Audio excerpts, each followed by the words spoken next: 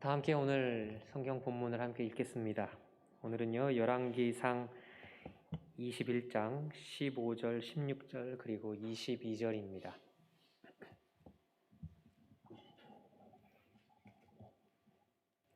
자, 한 목소리로 읽습니다. 이세벨이 나봇이 돌에 맞아 죽었다 함을 듣고 이세벨이 아합에게 이르되 일어나 그 이스라엘 사람 나봇이 돈으로 받고 주기를 싫어하던 나봇의 포도원을 차지하소서. 나봇이 살아있지 아니하고 죽었나이다. 아합은 나봇이 죽었다 함을 듣고 곧 일어나 이스라엘 사람 나봇의 포도원을 차지하러 그리로 내려갔더라. 또 22절입니다. 또 내 집이 느밧의 아들 여로보암의 집처럼 되게 하고 아히야의 아들 바하사의 집처럼 되게 하리니 이는 네가 나를 노하게 하고 이스라엘이 범죄하게 한 까닭이니라 하셨고. 잠깐 기도하겠습니다. 주님, 우리가 이 시간 눈을 열고 입을 열어 말씀을 함께 읽고 또 귀를 열고 마음을 열어 주님의 음성을 듣겠습니다. 이 시간 우리에게 말씀하옵소서. 예수님 이름으로 기도합니다. 아멘. 오늘 설교는요, 구체적인 예를 하나 드는 설교입니다. 우리가 살아가면서 어떻게 살까 이렇게 고민하는 문제들 중에 하나입니다. 열왕기상 21장을 좀 읽을 텐데요. 옛날 이야기 듣는다 생각하시고 편안하게 들으시면 좋을 것 같습니다. 또 편안하게 같이 성경 읽으시면 좋을 것 같습니다. 제가 늘 그랬듯이 질문을 드리며 설교를 좀 시작하겠습니다. 성경에서 오늘 엘리야에 대해서 좀 볼 텐데요. 성경에서 엘리야가 관계된 일들 중에서 어떤 사건들을 기억하시나요? 엘리야 하면 어떤 일들이 떠오르시나요? 엘리야. 안 떠오르세요? 사르밧 과부. 네, 사르밧 과부를 먹이시고 그 죽은 아들을 살린 그런 일이 있습니다. 또 뭐가 있을까요? 열왕기상 17장 이야기인데요. 또 어떤 게 있을까요? 네, 바알 선지자, 아세라 선지자랑 소위 말하면 대결을 한 거죠. 누가 불을 내리게 하냐? 열왕기상 18장이고요. 그래서 그 가뭄 끝에 비가 오게 됩니다. 또 무슨 일이 있을까요? 그렇죠. 맞습니다. 열왕기하 2장에는 바람을 타고 엘리야가 하늘로 올라갑니다. 또 무슨 일이 있었을까요? 엘리사를 제자로 삼아서 이제 자기의 능력을 나눠줬다고 하면 좋을까요? 아무튼 엘리사도 하나님의 능력을 받게 해주었습니다. 또 무슨 일이 있었을까요? 그림을 한 장 보겠습니다. 그림.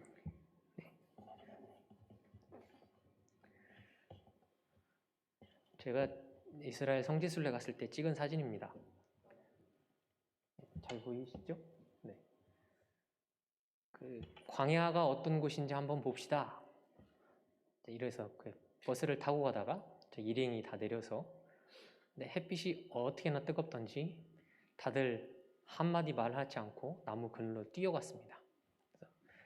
햇빛을 피한 모습이 저 모습입니다. 저는 순간 이렇게 둘러보니까 다 모여 있더라고요. 그래서 이야, 저거 사진 찍어 놓으면 재밌겠다 싶어서 후다닥 이렇게 뛰어가서 사진으로 제가 찍었습니다. 그러니까 이스라엘 광야가 저런 곳인데요. 이 엘리야가 겪었던 일들 중에 하나는 어떤 일이 있었냐면요. 그 바알 선지자, 아세라 선지자랑 대결을 하고 이기고 그들을 다 죽입니다. 그래서 이세벨 여왕의 노를 사죠. 그래서 광야로 도망을 합니다. 그 광야에서 어떤 일이 있었냐면요. 그가 이렇게 지쳐서 쓰러져서 어디에 잠이 들죠? 네, 로뎀나무 아래에서 잠이 듭니다. 로뎀나무, 제가 한국에 있을 때 저희 교회에 카페가 하나 있었는데요. 카페 이름이 로뎀나무였습니다.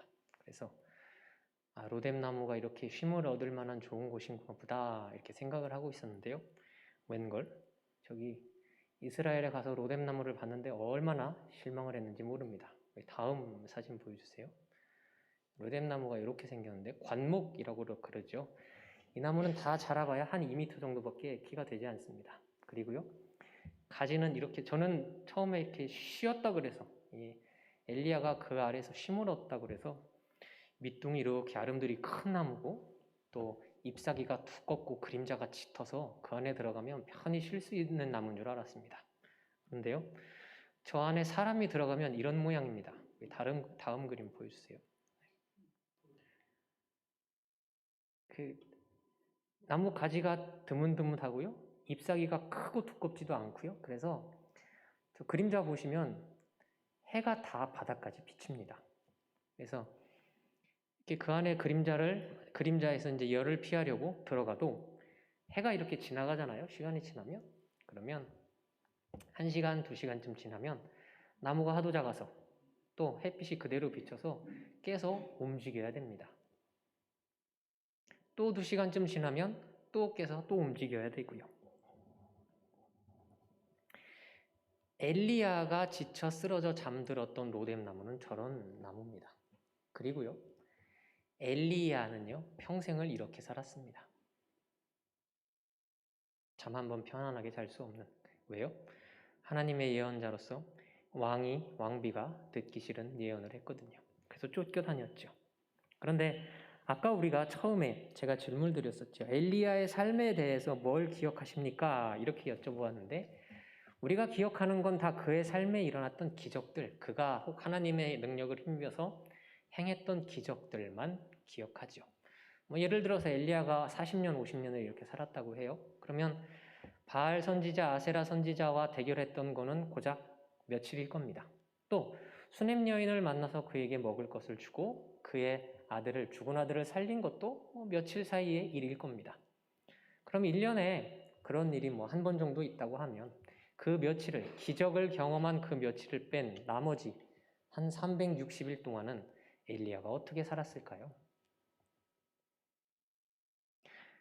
우리는 사실 그것에 대해서 깊이 생각하지 않죠. 그리고 그의 삶에 아주 짧은 순간에 일어났던 기적만 기억합니다. 그리고 그것을 부러워하며 삽니다.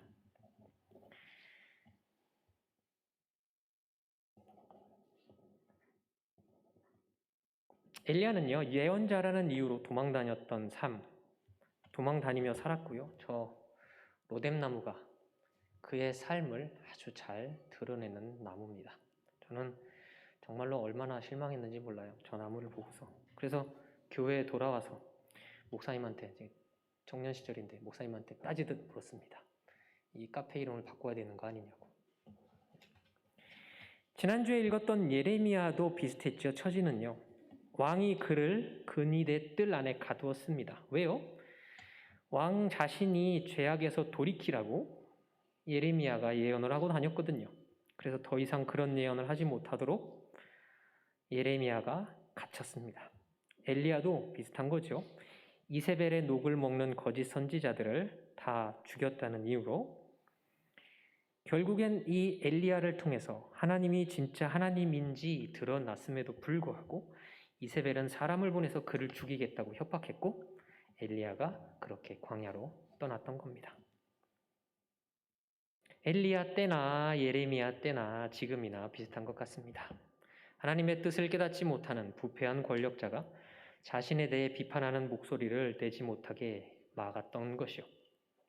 그런 권력자가 곧 나라의 종말을 불러왔겠죠. 그렇게 하나님께로부터 이 유다 나라도 또 이스라엘 나라도 심판을 받았던 겁니다. 그래서 우리가 할 일은 무엇이냐면요, 엘리야가 또 예레미야가 매일매일 예언자로 살면서 어떻게 생각하고 행동했을까를 우리도 생각해야 합니다. 그의 평생의 인생 가운데 아주 잠깐치기서 일어났던 그 기적을 바라는 것이 아니고요. 저도 압니다. 우리 삶이 광야 같은 것 저도 아는데요. 그래도 우리가 그 삶이 어땠을까를, 그의 삶이 전체가 어땠을까를 좀 생각하고 고민해 보아야 할 것입니다. 오늘은 그런 한 가지 예를 좀 나누려고 합니다.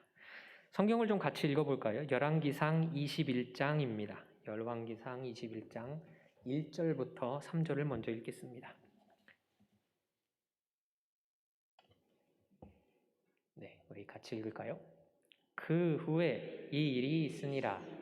이스라엘 사람 나봇에게 이스라엘의 포도원이 있어 사마리아의 왕 아합의 왕궁에서 가깝더니 아합이 나봇에게 말하여 이르되 내 포도원이 내 왕궁 곁에 가까이 있으니 내게 주어 채소밭을 삼게 하라. 내가 그 대신에 그보다 더 아름다운 포도원을 네게 줄 것이요 만일 네가 좋게 여기면 그 값을 돈으로 네게 주리라. 나봇이 아합에게 말하되 내 조상의 유산을 왕에게 주기를 여호와께서 금하실지로다 하니.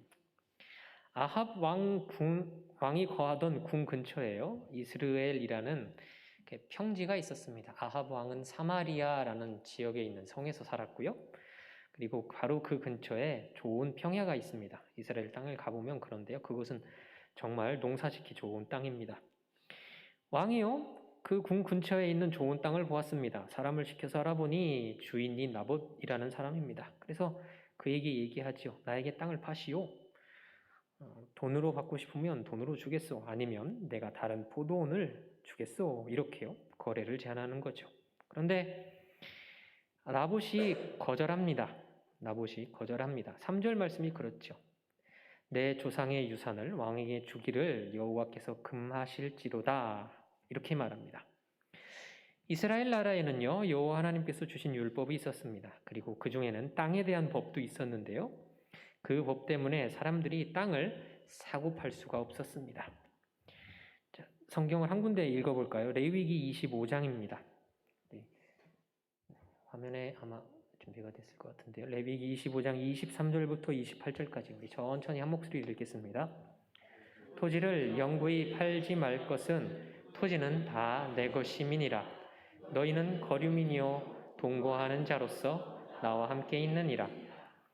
너희 기업의 온 땅에서 그 토지 무르기를 허락할지니 만일 네 형제가 가난하여 그의 기업 중에서 얼마를 팔았으면 그에게 가까운 기업 물을 자가 와서 그 형제가 판 것을 물을 것이요 만일 그것을 물을 사람이 없고 자기가 부유하게 되어 물을 힘이 있으면 그 판 해를 계수하여 남은 값을 산자에 주고 자기의 소유지로 돌릴 것이니 그러나 자기가 물을 힘이 없으면 그 판 것이 희년에 이르기까지 산자의 손에 있다가 희년에 이르러 돌아올지니 그것이 곧 그의 기업으로 돌아갈 것이니라.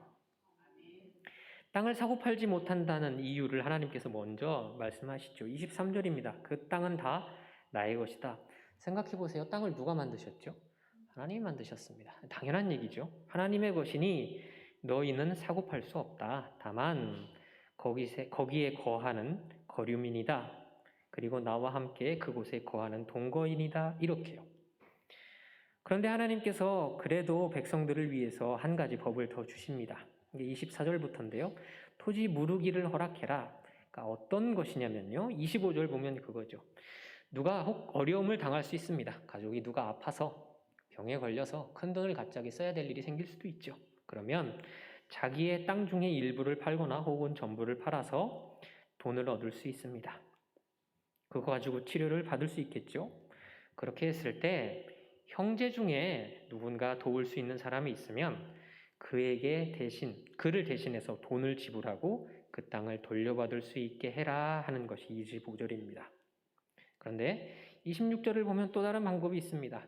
굳이 형제가 돈을 대신 내주지 않아도 본인이 다시 노력해서 돈을 벌었고 다시 자기가 땅을 되돌려 받을 수 있을 만큼 되었으면 본인이 스스로 그렇게 해도 된다. 그렇게요.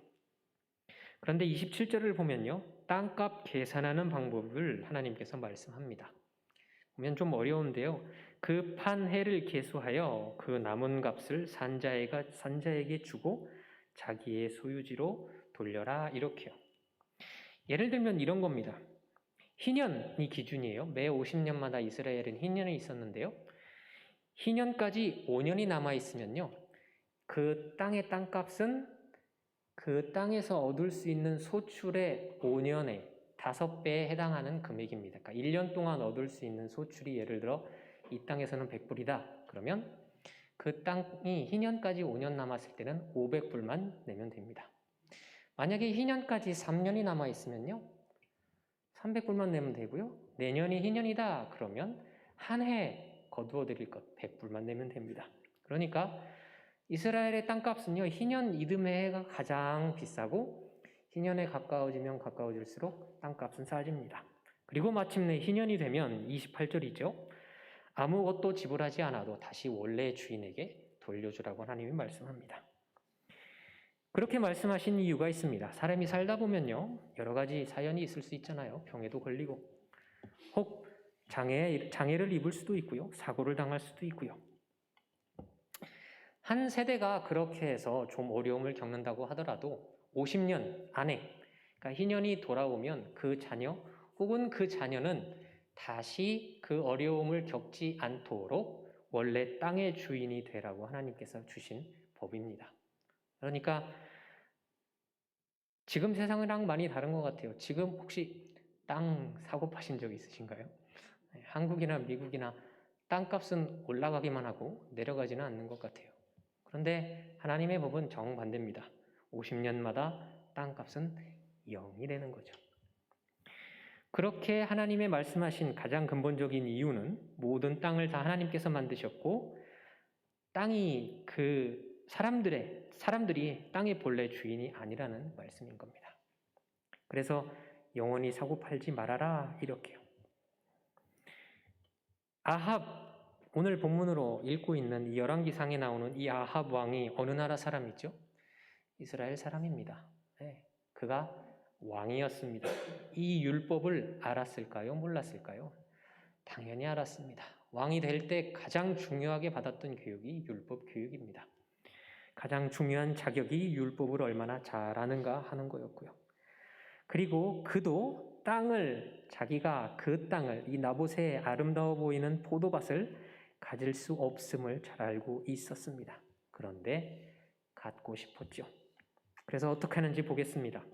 4절 우리 같이 읽어보겠습니다. 같이 읽습니다.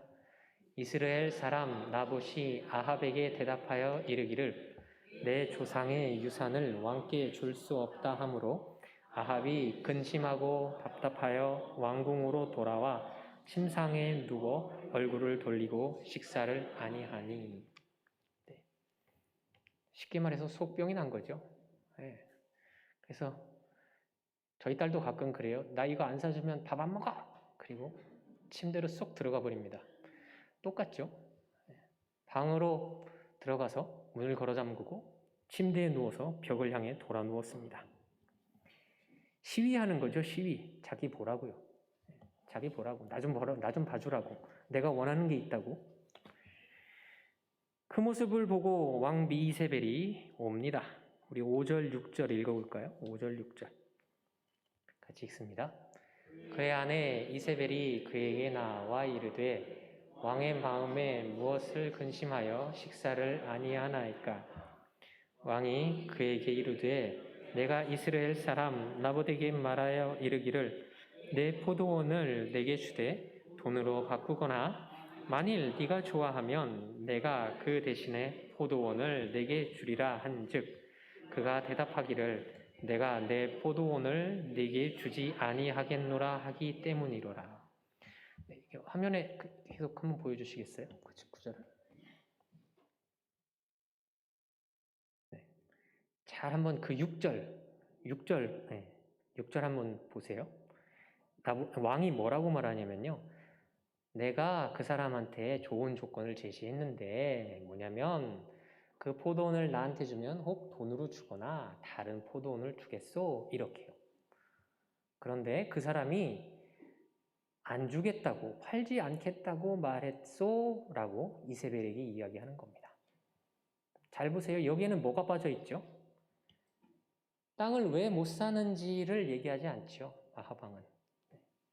자기가 마치 아주 합리적인 조건을 나봇에게 제시했는데도 불구하고 나봇이 그의 제안을 거절했다 혹은 자기의 명을 거절했다는 듯이 말합니다. 그렇죠? 아합은요, 여호와의 율법을 따르면 그 땅을 살 수 없음을 분명히 알고 있는데요. 왜 이렇게 말했을까요? 왜 율법의 길을 쏙 빼버리고 합리적인 조건을 제시한 것처럼 이야기했을까요? 자, 이때쯤에 우리가 읽어야 될 것은요, 이세벨이 누군지 좀 알아보아야 할 것입니다. 열왕기상 16장으로 가보겠습니다. 열왕기상 16장 29절부터 33절입니다. 우리 같이 읽습니다. 유다의 아사 왕 제38년에 오므리의 아들 아합이 이스라엘의 왕이 되니라. 오므리의 아들 아합이 사마리아에서 22년 동안 이스라엘을 다스리니라. 오므리의 아들 아합이 그의 이전의 모든 사람보다 여호와 보시기에 악을 더욱 행하여 느밧의 아들 여로보암의 죄를 따라 행하는 것을 오히려 가볍게 여기며 시돈 사람의 왕 엣바알의 딸을 이세벨을 아내로 삼고 가서 바알을 섬겨 예배하고 사마리아에 건축한 바알의 신전 안에 바알을 위하여 제단을 쌓으며 또 아세라 상을 만들었으니 그는 이전에 이스라엘의 모든 왕보다 심히 이스라엘 하나님의 여호와를 노하게 하였더라. 그가요, 여러 가지 죄를 짓는데 그 중에 한 가지가 이 시돈 왕 엣바알의 딸 이세벨을 아내로 삼은 겁니다. 시돈이라는 나라는요, 바알을 섬기는 나라였습니다. 이 왕의 이름 엣바알이라는 말은요, 바알과 함께 있다 혹은 바알에게 속해 있다 그런 뜻의 이름입니다. 아합이 아마 그랬겠죠. 정치적인 목적으로 왕권도 강화하고요, 또 시돈이라는 나라랑 화친도 맺으려고 그 나라의 공주였던 이세벨을 자기의 아내로 맞아들인 겁니다. 그런데 31절, 32절을 보면요, 이세벨이 결혼을 하면서 가져온 것은 그의 몸만 온 것이 아니고 바알을 섬기는 제단도 가져오고요, 그러한 신앙 또한 이 이스라엘 나라로 가져온 겁니다. 사실은 이 일 때문에 우리가 잘 아는 열왕기상 17장, 18장의 이 가뭄, 그리고 이 거짓 선지자들과 엘리야가 대결했던 사건이 기록되어 있습니다. 왜냐하면 하나님께서 이 일로 인해서 화를 노하셨고, 그리고 그 일로 하나님이 심판을 하신 것이 바로 이 일이었기 때문입니다. 열왕기상 17장, 18장 그 끝 무렵 하나님께서 능력을 나타내시고 이스라엘의 가뭄을 멈추게 하셨습니다. 그리고 엘리야를 통해서 바알의 선지자, 아세라 선지자를 다 죽게 만들죠. 일이 이쯤 되면 아합 왕도 그리고 이세벨도 이스라엘 나라의 여호와 하나님이 진짜 하나님이구나 라고 알았을 법도 한데 그러지 않습니다. 왕은 가만히 있는데, 아합 왕은 가만히 있는데 이세벨이 사람을 보내죠. 엘리야, 내일 이때쯤 너는 죽은 사람이 될 것이다 이렇게. 그래서 아까 말씀드린 대로 로뎀나무 아래 쓰러져 잠이 들었던 겁니다. 다시 열왕기상으로 돌아가 볼까요? 21장 7절 읽겠습니다. 21장 7절 같이 읽습니다. 그의 아내 이세벨이 그에게 이르되 왕이 지금 이스라엘 나라를 다스리시나이까? 일어나 식사를 하시고 마음을 즐겁게 하소서. 내가 이스라엘 사람 나봇의 포도원을 왕께 드리리라 하고. 이세벨이 뭐라고 얘기하죠? 땅을 갖다 드리겠습니다. 임금님은 이 나라의 왕이시지 않습니까? 이런 일이 일어나면 안 되지요. 그 땅을 임금님의 땅으로 만들어 드리겠습니다. 이렇게요. 이세벨은요, 아까도 말씀드렸듯이 여호와의 율법을 알지도 못했을 뿐더러 알아도 지킬 만한 사람이 아니었습니다. 바알을 섬기던 사람이었기 때문입니다. 한 가지 질문을 드립니다. 아주 중요한 질문입니다. 이세벨이 이렇게 할 것을, 그 땅을 자기에게 가져다 줄 것을 아합이 알았을까요? 몰랐을까요? 알았겠죠. 네, 알았겠죠. 그거죠. 핵심은 그겁니다. 이세벨은요, 엘리야도 죽이겠다고 했던 사람입니다. 그런데 뭐 땅 하나 빼앗는 것이 뭐 그게 어려운 일이겠습니까? 아합 왕이 이세벨이 그런 사람이라는 걸 몰랐을 리 없습니다. 그래서요, 방에 혼자 들어가 누워서 이세벨 보라고, 다른 누구도 아닌 이세벨 보라고 시위한 겁니다. 나 좀 봐요. 내가 원하는 게 있어. 이렇게. 이세벨이 무엇을 하는지 한번 보겠습니다. 8절부터 10절입니다. 8절부터 10절 같이 읽습니다. 아합의 이름으로 편지들을 쓰고 그 인을 치고 봉하여 그의 성읍에서 나봇과 함께 사는 장로와 귀족들에게 보내니 그 편지 사연에 이르기를 금식을 선포하고 나봇을 백성 가운데에 높이 앉힌 후에 불량자 두 사람을 그의 앞에 마주 앉히고 그에게 대하여 증거하기를 네가 하나님과 왕을 저주하였다 하게 하고 곧 그를 끌어나가서 돌로 쳐 죽이라 하였더라. 나봇을 죽이라고 편지를 씁니다. 누구한테요? 그 성의 장로들과 귀족들에게요. 그러니까 그 성을 다스리는 사람들입니다. 상황을 한번 생각해 보세요. 왕은 가만히 방에 들어가서 벽을 보고 누워 있습니다. 왕비 이세벨이요, 그 성의 장로들 귀족들에게 편지를 보냅니다. 왕이 그 땅을 갖고 싶으시답니다. 이렇게요. 그리고 땅의 주인을 거짓 증인을 세워서 죽이라고 하죠. 이 명령이 어떻게 전달되고 있냐면요, 편지로 전달되고 있습니다. 자, 마침내 이 마을에서 이 나봇을 사람들이 돌로 쳐서 죽이게 됩니다. 사람들은 이 뒷사정을 알고 있었을까요? 사람들은 모릅니다. 장로들이 또 귀족들이 나봇이 거짓 증언, 하나님을 저주했다, 왕을 저주했다라고 이야기하고 또 그가 저주하는 것을 내가 봤소라는 거짓 증인들이 있었기 때문에 사람들은 그것을 믿을 수밖에 없죠. 그리고 율법을 따르면 그런 사람들, 하나님을 저주했던 사람은 온 마을 사람들이 돌을 던져서 죽게 했습니다.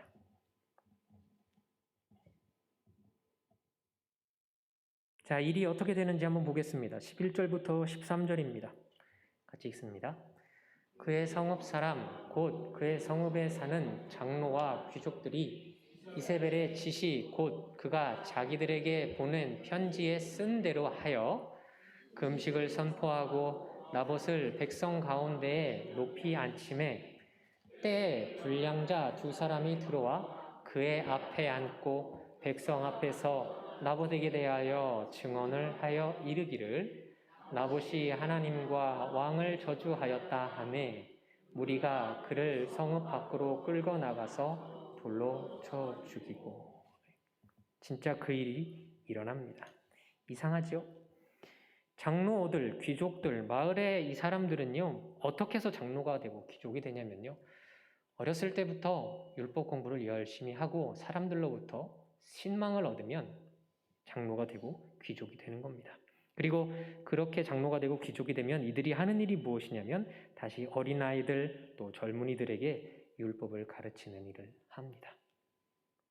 그런데요, 왕이 땅을 갖고 싶다고 이세벨이 보낸 편지를 받았을 때 이들은요,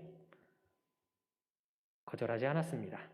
나봇을 죽이라고 명령을 받았을 때 거부하지 않았습니다. 이들은 율법도 알고 있었고 나봇을 죽이라는 명령이 잘못인 것도 알았습니다. 그런데 거절하지 않았습니다. 아마 두 가지 중에 하나겠죠. 왕과 이세벨이 얼마나 포악한지 알고 있어서 두려웠거나 아니면 나봇을 죽이면 그들에게도 어떠한 이득을 좀 나눠주겠다 했겠거나요. 아마 그럴 겁니다.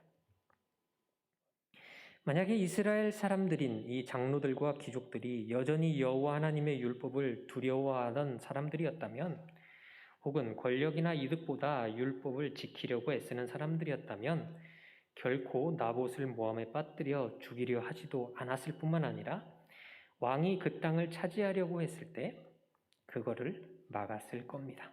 하지만 그들은 결국 받은 편지대로 했고요. 나봇을 죽게 했죠. 한번 잘 보세요. 귀족과 장로들이 나봇을 죽였나요? 일단은 그런 것 같지는 않습니다. 죽인 건 누가 죽였냐면 마을 사람들이 돌로 쳐 죽였으니까요. 또 이세벨이 나봇을 죽였나요? 아닐 수도 있는 것 같은 상황이죠. 또 아합이 그를 죽이라고 명령했나요? 땅을 뺏으라고 명령했나요? 아무것도 하지 않았습니다. 그는 그저 방에 틀어박혀서 벽을 보고 눕고 밥을 안 먹었을 뿐이죠. 자, 여기서 질문을 드립니다. 누가 나봇을 죽였습니까? 누가 나봇을 죽였습니까?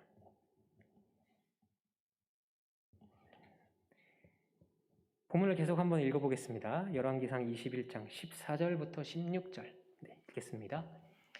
이세벨에게 통보하기를 나봇이 돌에 맞아 죽었나이다 하니 이세벨이 나봇이 돌에 맞아 죽었다 함을 듣고 이세벨이 아합에게 이르되 일어나 그 이스라엘 사람 나봇이 돈으로 바꾸어 주기를 싫어하던 나봇의 포도원을 차지하소서.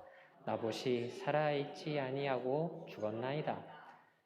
아합은 나봇이 죽었다 함을 듣고 곧 일어나 이스라엘 사람 나봇의 포도원을 차지하러 그리로 내려갔더라.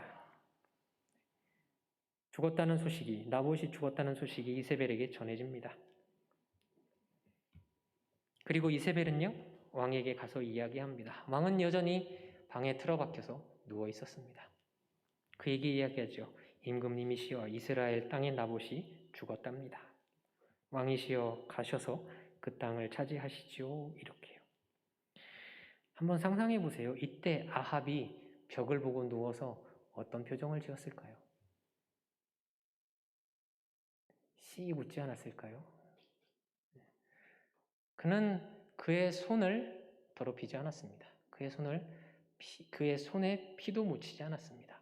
그의 입에 어떠한 험한 말도 담지 않았습니다. 하지만 이 모든 상황을 자기가 원하는 대로 움직여갔죠.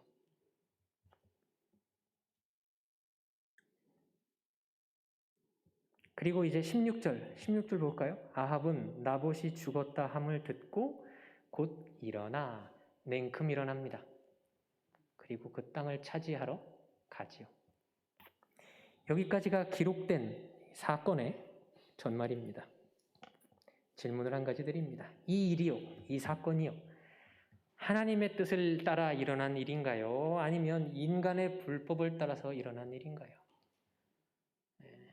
인간의 불법을 따라서 일어난 일입니다. 세상 일은 그렇습니다. 하나님의 뜻을 따라서 일어난 일도 있는 것 같은데 우리가 살다 보면 인간의 불법을 따라서 일어난 일이 더 많은 것 같이 느껴집니다. 사실 그것이 우리의 삶입니다. 자, 일이 이쯤 되니 하나님께서 더 두고 보실 수가 없는 상황이 됐습니다. 열왕기상 16 마지막 21장 22절 우리 함께 읽겠습니다. 열왕기상 21장 22절 같이 읽습니다.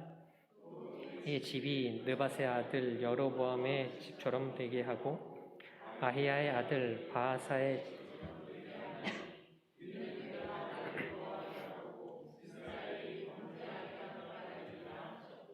하나님께서 심판을 선포하시는데요. 이유가 거기 쓰여 있죠. 잘 보세요. 첫 번째 이유는요. 네가 나를 노하게 했다. 두 번째는요. 이스라엘이 범죄하게 했다. 이렇게. 이세벨이 저지른 일, 귀족들이 저지른 일, 마을 사람들이 나봇을 죽인 일, 이 모든 일이 아합의 죄라고 하나님은 말씀하고 있는 겁니다. 여호와의 법을 알고 있었지만 그 자신의 욕심 때문에 그 법을 지키지 않았을 뿐만 아니라 다른 사람의 손을 통해서 사람을 죽게 했기 때문이죠. 이세벨이 가져온 이 바알 신앙은요, 다른 게 아닙니다. 욕심이 가득한 신앙이 이 바알입니다. 바알은요, 풍요의 신입니다. 땅을 갖고 농사를 짓고 부자가 되는 것을 아주 중요하게 여기는 종교입니다. 아합이 이세벨과 결혼했을 때는 정치적인 목적이었겠지만 결국 이세벨이 그에게 가져온 것은 바알이라는 신의 모습을 통해서 들어온 욕심, 또 남의 것을 빼앗으려는 인간의 욕망뿐이었죠. 그리고 그런 사람이 바로 이세벨이라는 것을 잘 알고 있었고 아합 왕은 이세벨 자기의 아내 왕비를 조용히 이용했을 뿐입니다. 아마 아합이 그렇게 생각하지 않았을까요? 나는 아무것도 한 일이 없다라고요. 여기까지가 오늘 본문 전체입니다. 이해하셨죠? 네, 잘 이해가 되시죠? 그러면 이제 우리가 어떻게 살아야 될까요? 우리의 현실은 어떨까요? 한국말 중에 이런 말이 하나 있습니다. 굿이나 보고 떡이나 드세요 하는 말이에요. 네. 영어에도 비슷한 표현이 있는 것 같아요. 자동차의 나라라 그런지 이런 표현이 차와 관련된 표현이 하나 있습니다. Sit back and enjoy ride. 뒷자리에 앉아서 그냥 즐기세요. 이렇게.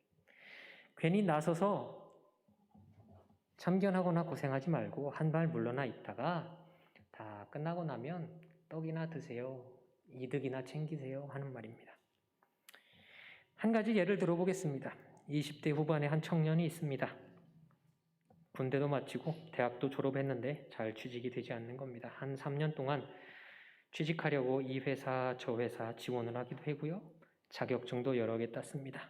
이제 나이도 28, 또 30이 되면 더 취직하기도 어렵다고 그러는데 나이가 차가니 점점 더 불안합니다. 그 부모도 옆에서요, 보기 안쓰러운 마음으로 걱정합니다. 그러다가 마침내 이 청년이 어렵게 한 회사에 취직을 하게 되었습니다. 대단히 좋은 조건의 직장이라고 할 수는 없지만 그렇게 사회생활을 시작하고 경력을 쌓을 수 있다는 점만으로도 좋은 상황이었습니다. 온 가족도 기뻐서요, 외식도 했고요, 축하하며 또 케이크도 잘랐고요, 또 부모가 그 아들에게 출근할 때 입으라고 새 양복도 한 벌 해주었습니다. 출근하고 몇 주를 즐겁게 직장생활을 했습니다. 그런데 둘째 딸에 문제가 생겼습니다. 이 청년의 월급 통장에 원래 월급보다 더 많은 액수가 입금된 겁니다. 그래서 이상하다. 내가 원래 지난달 계약서를 쓸 때는 이만큼이 아니었는데, 그리고 회계 직원을 찾아가죠. 이게 무슨 돈이래요? 이렇게 물어봅니다. 그랬더니 직원이 거기 팀장님 한번 가서 물어보세요 이러는 겁니다. 그래서 팀장한테 갔습니다. 갔더니 이렇게 얘기하는 겁니다. 이따 조용히 점심시간에 옥상에서 봅시다 이렇게. 그래서 옥상을 갔더니요, 상황을 자초지종을 설명하는 겁니다. 팀원이 5명인데 자기 팀에는 원래 그런 관리가 있다고 합니다. 거짓 영수증을 만들어서 회사 공금을 조금씩 그 팀원들이 나누어 가졌다는 겁니다. 그게 관리라는 겁니다. 이 청년이 회사에 들어오기 전에는요, 4명이서 나누었는데 이제 청년도 한 팀이 되었으니 자기네들이 조금 덜 받아도 팀 전체가 똑같이 나누어야 공평하다고. 그래서 원래 4명이서 500불씩 가져가던 것을 5명이 400불씩 가져가기로 했다는 겁니다. 저녁이 됐습니다. 청년이 아버지를 조용히 찾아서 이야기를 합니다. 어떻게 하면 좋을까요? 이렇게. 여기서 여러분들께 곤란한 질문을 한 가지 드리겠습니다. 여러분들은 뭐라고 대답하시겠습니까? 이 아들에게 혹은 딸에게 뭐라고 대답하시겠습니까? 당장 그만두거라 라고 하시겠습니까? 아니면 아유, 취직하는데 3년이나 걸렸는데 그렇게 어려웠는데 조금만 참고 다녀보면 어떻겠니? 라고 하시겠습니까? 아니면 회사 게시판에 올려서 사장과 전 직원이 알도록 공개하거라 라고 하시겠습니까? 아니면 굿이나 보고 떡이나 먹으면 안 되겠니? 라고 하시겠습니까? 질문이 곤란하죠? 네, 쉽지 않은 문제입니다. 저도 합니다. 제가 일부러 그런 질문을 드리는 겁니다. 생각해 보시라고요. 나봇이 죽은 일이나 이 청년이 돈을 받게 된 일은요, 비슷한 점이 하나 있습니다. 그것은 무엇이냐면 구조를 이용해 저지르는 악이라는 겁니다. 사실 이 팀 안에서 일어나는 일을 세세하게 사장은 아마 모를 겁니다. 그래서 그들만 입을 다물고 있으면, 그들만 누군가에게 얘기하지 않으면 그 문제는 어느 누구에게도 문제가 되지 않고, 그러니까 누이 좋고 매부 좋은 일이 되는 거죠. 이 구조를 이용하는 악이라는 건요, 다른 말로 하면 그 틀 안에 누군가가 들어가게 되면 죄를 저지를 수밖에 없다는 뜻입니다. 사실 이건 우리가 처한 이 사회의 아주 큰 문제죠. 잘 아는 예들을 몇 가지 들어볼까요? 2차 대전 중에 독일 나치가요, 유대인을 학살한 사건들 잘 알고 계실 겁니다. 유대인들을 수용소에 가두고요, 고문하고 죽였습니다. 그런 사람들이 있었습니다. 전쟁이 끝나고 그들이 재판을 받았는데 그들이 이렇게 항변하죠. 나는 그저 국가 기관에 속해 있는 일개의 공무원이었을 뿐입니다. 나치가 했던 명령을 따랐을 뿐입니다. 이렇게요. 그래, 자기네들은 죄가 없다는 겁니다. 나치의 명령이 잘못된 것이지 그 명령을 따른 자신들은요, 죄가 없다고 항변하는 거죠. 그러나 아무도 그들의 항변을 인정하지 않았습니다. 우리는 잘 알죠. 그들은 그렇게 했지만 다른 사람들은 수많은 유대인을 살리려고 얼마나 많이 노력했는지 우리는 잘 압니다. 그들의 항변은 결코 정당화될 수 없죠. 한국에서도 비슷한 일이 있었습니다. 일제강점기 때요, 한국인이면서 일본 권력과 야합해서 일본의 공공기관에서 일하면서 같은 한민족인 한국인들을 박해한 사람들이 있었습니다. 광복된 이후에 그들도 그들과 똑같이 말합니다. 국가기관에서 일한 것뿐이라고요. 자기의 잘못은 아니라고요.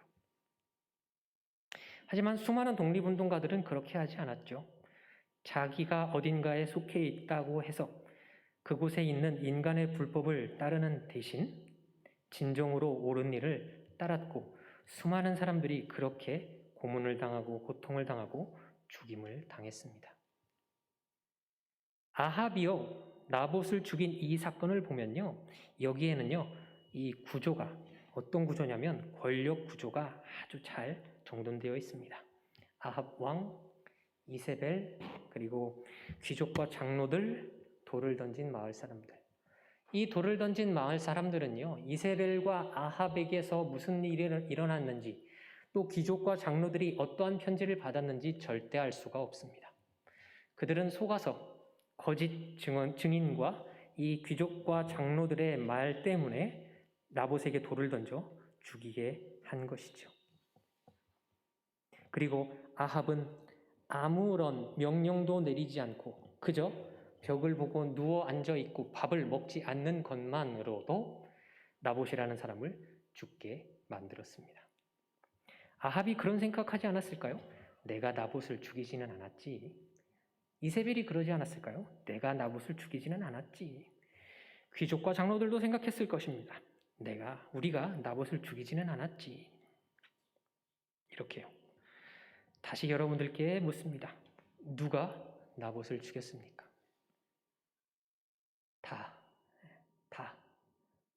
이 모든 사람이 나봇을 죽인 겁니다. 성경에는 없지만 한 가지 더 생각해 볼 것이 있습니다. 16절 그 다음 상황인데요. 왕이 이제 일어납니다. 씩 웃으며 일어났겠죠. 그리고 그 땅으로 갑니다. 땅을 차지하러 갑니다. 귀족과 장로들이 그를 어떻게 맞이했을까요? 그가 온다고 어서 오라고 박수나 치지 않았으면 다행일 것 같습니다. 그들 중에 왕이시여, 나봇이 죽었어도 이 땅을 그 자손에게 주어야 합니다 라고 막아선 사람이 있었을까요? 없었을 겁니다. 또요, 그곳에 있던 왕과 귀족이 그렇게 하는 모습을 봤던 나봇에게 돌을 던진 다른 백성들이 그 상황을 어떻게 봤을까요? 자신들에게 율법을 가르쳤던 저 귀족과 장로들이 왕이 땅을 차지하러 왔을 때 그 왕을 율법의 근거에서 막지 않고 그들을 반대하지 않고 가만히 있는 모습을 보게 되었겠죠. 그리고 그때서야 왕과 왕비와 귀족들이, 장로들이 하나가 되었다고 그제서야 알게 됐을 것입니다. 그리고 한 가지 더 깨달은 게 있겠죠. 그것은 뭐냐면요, 만약에 왕이 나봇의 땅이 아니라 내 땅을 탐냈다면 내가 죽었을 것 아니야? 라는 사실입니다. 나봇의 죽음은요, 남이 죽은 일이 아닙니다. 더 이상 왕과 왕비가 그 땅을 차지하러 왔고 귀족과 장로들이 그를 반대하지 않게 된 그 순간 어느 누구라도 왕의 마음에 드는 땅을 가진 사람은 언제든지 죽을 운명에 처하게 된 겁니다.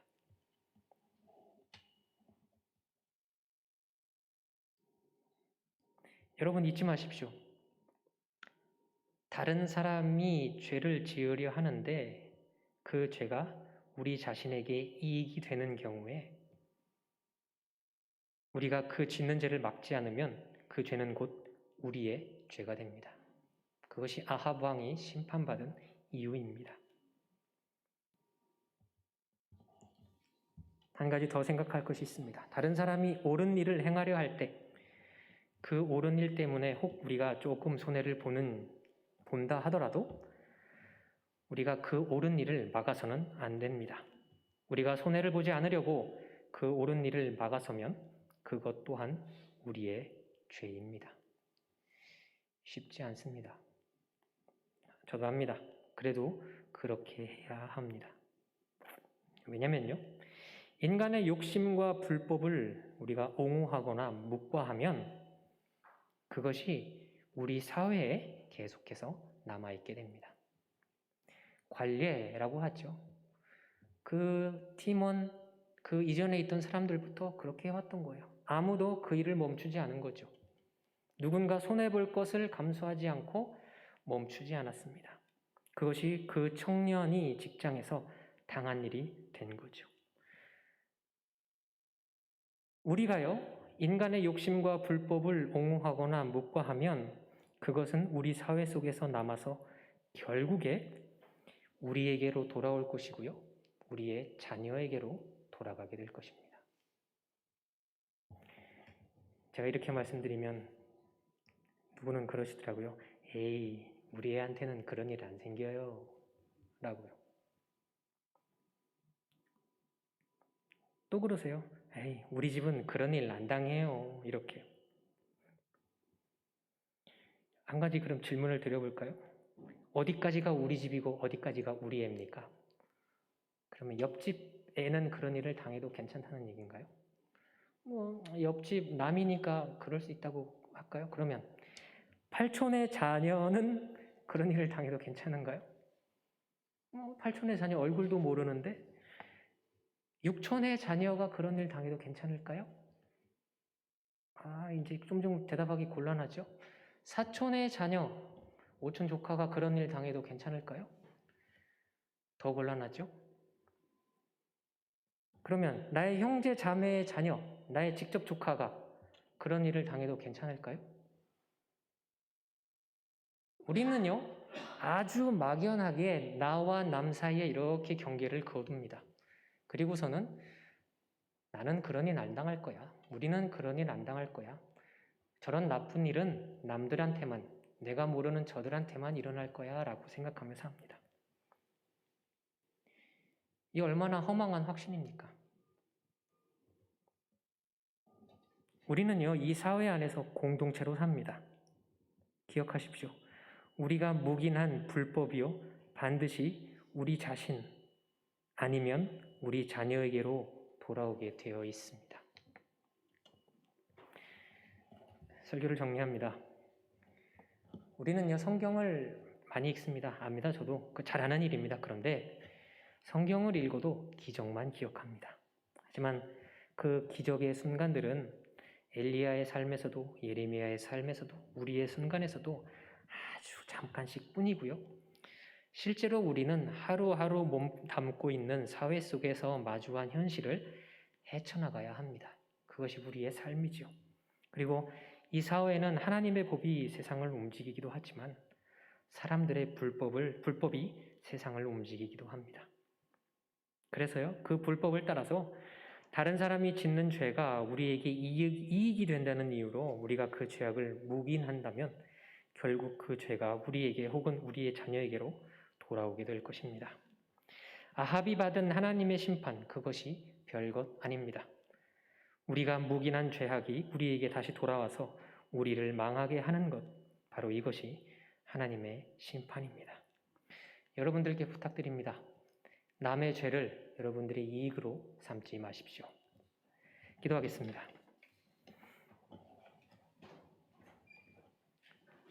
주님, 다른 사람의 죄가 나의 이익이 될 때라도 다른 사람이 죄를 짓도록 두지 않고 그것을 막겠습니다. 또 다른 사람의 옳은 일이 나에게 혹 손해가 될 때라도 그가 옳은 일을 하도록 지키겠습니다. 주님, 우리가 흔들리는 그 마음을 가지고 살 때 옳은 마음을 지키도록 우리에게 믿음을 부으시옵소서. 예수님 이름으로 기도합니다. 아멘.